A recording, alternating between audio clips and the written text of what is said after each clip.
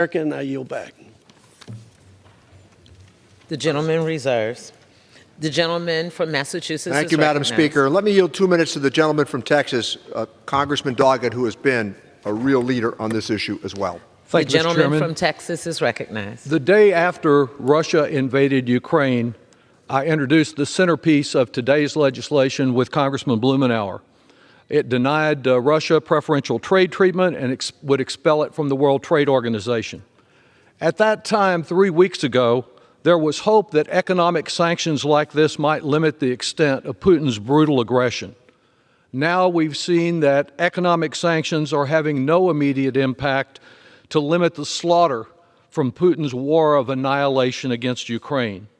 Uniting the world to isolate Russia has weakened the ruble, certainly, but it has not stopped Putin from reducing so much of Ukraine to rubble. While I favor excluding every possible Russian import, this bill will grant President Biden appropriate authority to raise tariffs significantly on any Russian import that is permitted, and the same for Belarus. This is largely the same bill which I sought action on last week until President Biden requested a delay. Surprisingly, this bill does not include the ban on Russian energy imports that this House approved overwhelmingly last week on the bill that we considered then, and I hope that that will be restored in further work on the legislation. Though important to finally approve this bill as another way to isolate Russia, we should recognize there is no substitute for getting Ukrainians all of the weaponry that they have requested, including jet fighters, to stop the mass murder we observe daily. The financial pain imposed won't immediately ease the pain of Ukrainian families.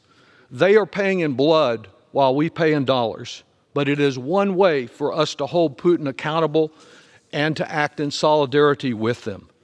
To those who ask that we adopt further sanctions or more weapons if Russia does something more, I say, what more barbaric butchery need we see before doing everything we possibly can, short of sending troops into Ukraine?